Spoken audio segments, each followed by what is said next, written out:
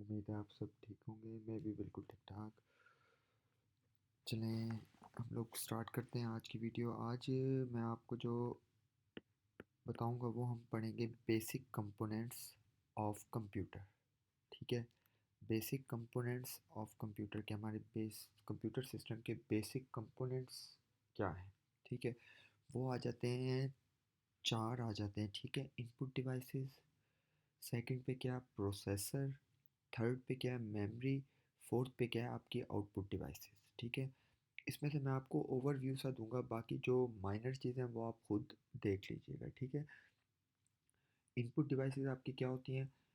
अगर आसान लफ्ज़ों में कहा जाए कि जिससे हम कंप्यूटर को अपने सीपीयू को हम डेटा प्रोवाइड जो करते हैं, उसमें इंटर जो करते हैं कंप्यूटर के अंदर डेटा, वो हम किन की मदद से करते हैं? इनपुट डिवाइसेस की मदद से करते हैं। इनपुट डिवाइसेस लाइक आपके माउस हो गई, माउस हो गया। ठीक है, आपका कीबोर्ड हो गया। मोस्ट कॉमन जो आपकी इनपुट डिवाइसेस हैं, कीबोर्ड एंड माउस। ठीक है, ये समझ आ गया। आउटपुट डिवाइसेस क्या होती हैं आपकी? जो आप कंप्यूटर को डेटा इंटर करते हो, जो आप कंप्यूटर के अंदर डेटा या इंस्ट्रक्शंस उन पे प्रोसेस या कोई भी फंक्शनैलिटी उन पे अप्लाई होकर वो जब हमें रिज़ल्ट जो शो करवाते हैं एज ए आउटपुट करवाते हैं। और आउटपुट डिवाइसेस आपकी कौन सी होती हैं? लाइक आपका मॉनिटर हो गया और प्रिंटर हो गया। ठीक हो गया। उसके बाद आ जाता है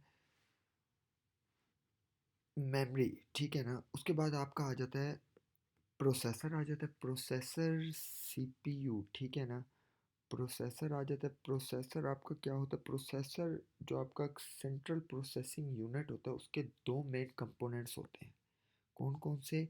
एक होता है एएलयू, ठीक है, और एक होता है सीयू, कंट्रोल यूनिट। और क्या? Arithmetic logic unit, ALU. ठीक है ना, प्लेस वेयर द एएलयू क्या होता है? Place where the actual execution of this instruction take place during the processing operation. All calculations are performed here. ALU में मतलब आपकी जो plus minus multiply divide all the mathematical operations या calculations are performed in it. और आपके जो logic gates हैं आप लोगों ने पढ़े होंगे, or gate, and gate, nor gate, ये सब गेट्स वगैरह, ये सब लॉजिक्स इधर ही परफॉर्म होती हैं। ठीक है, और कंट्रोल यूनिट, कंट्रोल यूनिट क्या होता है उसका? अगर आसान लफ्ज़ों में देखा जाए तो कंट्रोल यूनिट से मुराद कि जो आपके डेटा के फ़्लो को इस पूरे सिस्टम के अंदर, जो आपके डेटा के फ़्लो को कंट्रोल करता है, या ये कह लें कि आपके डेटा के फ़्लो को एक वे प्रोवाइड करता है, प्रॉपर वे, कि आपके डेटा ने इधर से जाना है इधर। एक मिसाल ले लें, अब जैसे आपने अगर कोई मेन मेमोरी से, मतलब आपकी जहाँ आप परमानेंट स्टोर करते हैं डेटा, उधर से अगर आपने कोई प्रोसेस को एग्जीक्यूट करवाना हो तो वो डायरेक्टली सीपीयू आपकी मेन मेमोरी, ये सेकेंडरी मेमोरी को कभी भी एक्सेस नहीं करता। मतलब जो जहाँ आपका डेटा परमानेंट स्टोर होता है हार्ड डिस्क वगैरह में, उसको कभी डायरेक्टली एक्सेस सीपीयू नहीं करता।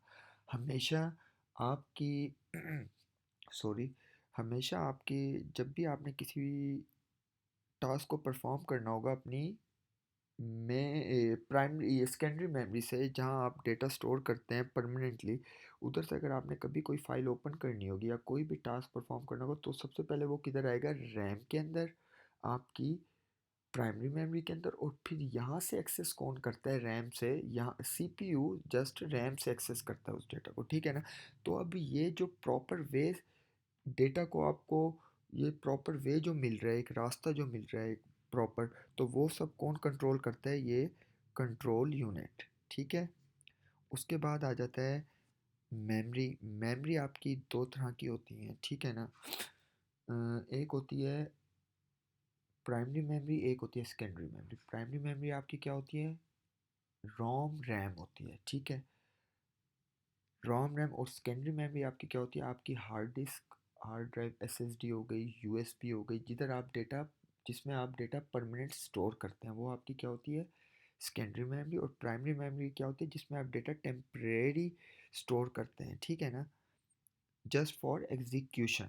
ओके, वो आपकी क्या हो गई हैं, primary memory.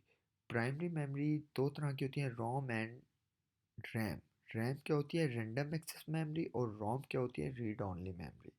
Random access memory, अब ये देखें कि हम कहते हैं कि ना RAM is a volatile, ROM is a non volatile.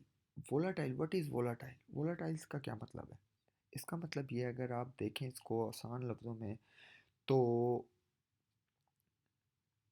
आपका जो रैम के अंदर एक टेम्परेरी डेटा स्टोर किया गया है जस्ट फॉर एग्जीक्यूशन, और किसी भी वजह से आपका सिस्टम ऑफ हो गया या कुछ भी आपने खुद ऑफ कर दिया या कुछ जो भी हो गया, जब आपने उसके बाद ऑन किया तो वो प्रोसेस या जो भी टास्क जो भी इंस्ट्रक्शन वो आपकी रैम में नहीं होगी, बिल्कुल क्लियर हुई हुई होगी आपकी रैम जब आप दोबारा से ऑन करेंगे सिस्टम को। इस पूरे प्रोसेस को क्या कहते हैं, वोलाटाइल। इसलिए हम क्या कहते हैं, रैम हमारी क्या है, वोलाटाइल, और सेकेंडरी मेमोरी हमारी क्या है, नॉन वोलाटाइल, या रोम भी कहते हैं आप, नॉन, जिसमें आप डेटा परमानेंट स्टोर करते हैं, वो क्या होती है, नॉन वोलाटाइल। जिसके अंदर डेटा परमानेंट स्टोर नहीं किया जा सकता, वो जस्ट फॉर एग्जीक्यूशन होता है, वो क्या होता है, वोलाटाइल। ठीक है, फिर रैम में हमारी दो तरह की और मेमोरीज आ जाती हैं, स्टैटिक रैम आ जाती है, डायनामिक रैम आ जाती है, ठीक है। ठीक है, ये भी आप देख लीजिएगा। उसके बाद आ जाते हैं सेकेंडरी मेमोरी आपकी हो जाती है, जिसमें आप परमानेंट मेमोरी, ये आपकी है सेकेंडरी मेमोरी, जिसमें आप permanent memory of the system, more storage capacity, it is the bagging store, ये आपकी हो गई मैग्नेटिक डिस्क, ऑप्टिकल डिस्क, आपकी एसएसडी, फ्लॉपी डिस्क वगैरह, ये सब क्या होती हैं, आपकी सेकेंडरी मेमोरी। ठीक है, तो ये हमारे थे बेसिक कंपोनेंट्स ऑफ कंप्यूटर। मैंने आपको एक ओवरव्यू दे दी है, ठीक है। बाकी वीडियो भी बहुत लंबी हो गई है, आप लोगों का बहुत शुक्रिया।